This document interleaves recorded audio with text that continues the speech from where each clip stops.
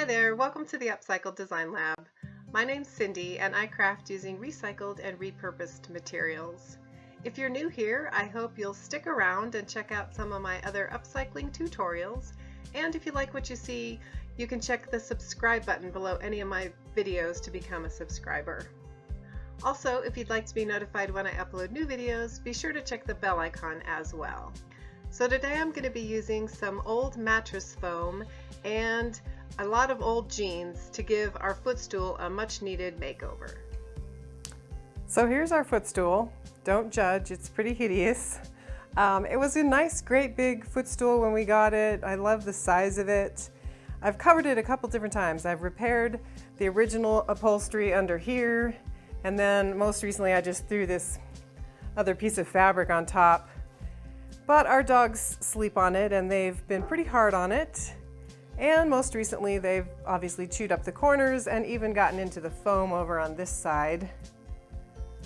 So my plan is to tear the whole thing apart and see what I'm up against. My little cover my temporary cover that I put on, I tacked on with some thumbtacks. So I'm just pulling those out with a 5-in-1. And then once I got the cover off, I remembered how bad it was before I put the cover on. The original cover was split all the way from one side to the other, and I had lazily put some duct tape on there, so I had to kind of cut that off and pull it off of the frame and then continue with taking the cover off.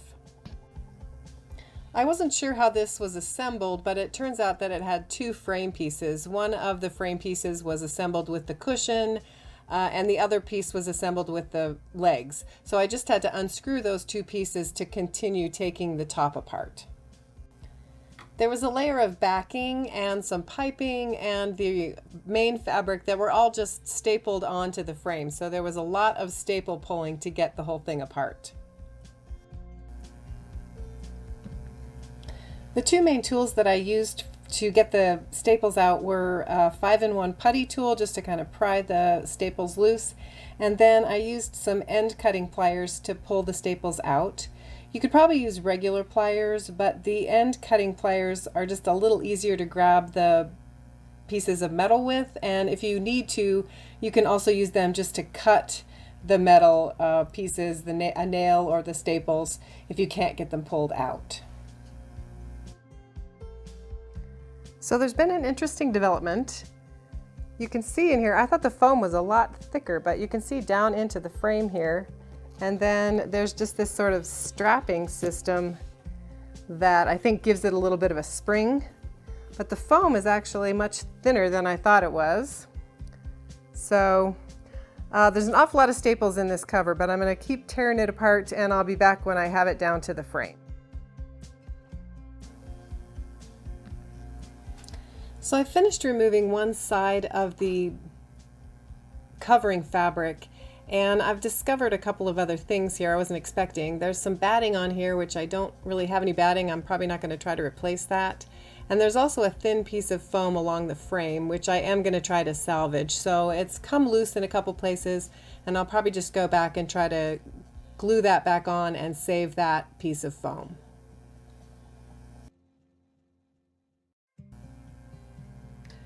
The top piece of foam was kind of glued to the side pieces of foam, and some places it was loose and other places it was still kind of glued pretty tight. So I was able to pull it apart in some places, and in others I used my bread knife just to kind of gently slice the glue so that I could get the top piece of foam off.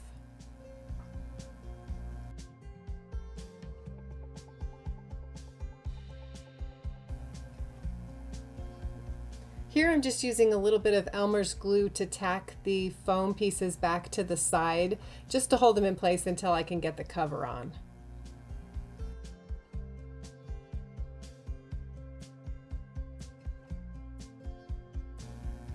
I'm almost down to the frame here, but I just need to remove this last backing fabric and some more staples, and then I'll be ready to start rebuilding. If you've seen some of my recent videos, you know I've been working on a few different foam projects, and part of the reason for this is because a few years ago we replaced our foam mattress, but I just couldn't bring myself to throw the old mattress away. So I cut it into 4 quarters and just kind of stashed it under my bed. And I've recently been trying to use up some of the pieces. So the way the mattress is built is in three different layers. There's a thinner piece about 5 inches thick of memory foam. Then there's just a really thin piece of maybe 1 inch, 1.5 inch thick foam, and a base piece of foam that's about 5 inches thick. And my plan is to use this base piece of foam because it's just a little firmer. But like I said, it is thicker, so I think my footstool is going to end up a little bit taller than it was originally. And I'm going to have to piece two different pieces together. But in order to get the foam pieces separated, they pull apart fairly simply, but in some places there's some heavier pieces of glue that I'm just using my bread knife to kind of slice through the glue to get the pieces apart. And then I'm just using the bread knife to cut the pieces of foam to the sizes that I need.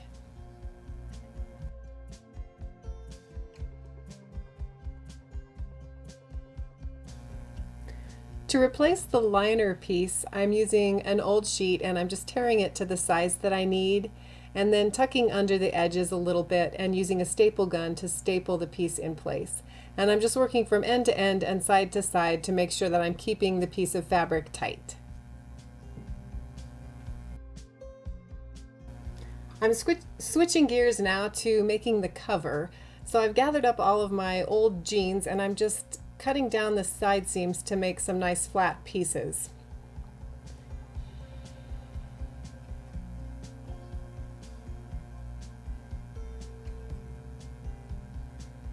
And then I'm going to use my cutting mat, and I have a grid quilter's square and my rotary cutter that I'm going to be using to cut in the jeans into 7-inch squares to make my quilt cover out of.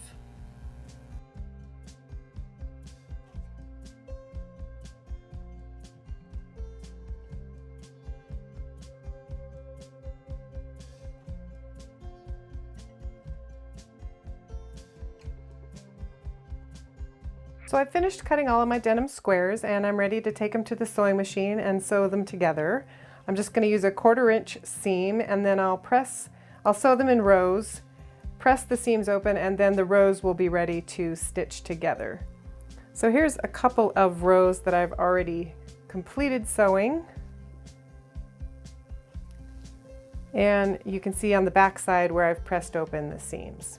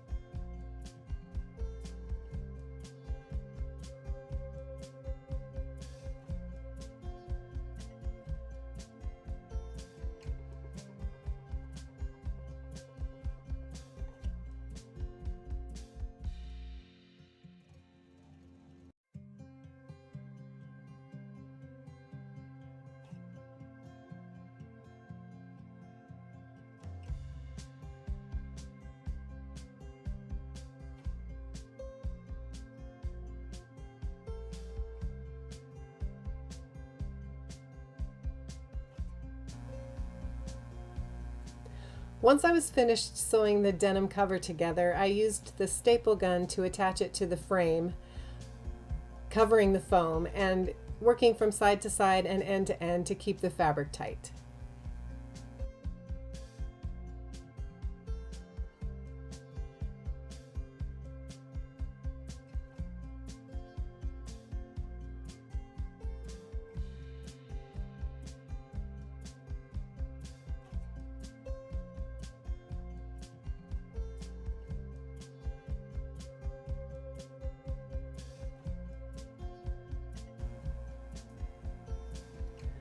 To finish the corners, I used a needle and thread to hand sew the edges together.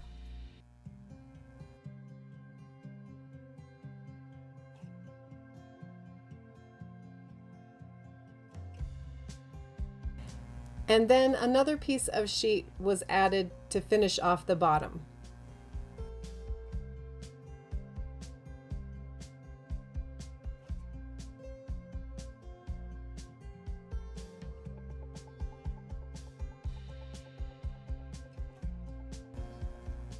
The final step was to screw the two wood frame pieces back together. Alright, that's it for today's video. Thank you so much for watching. I hope you enjoyed this video, and if you did, be sure to give it a thumbs up. If you haven't already, please consider becoming a subscriber, and I hope to see you in the next episode.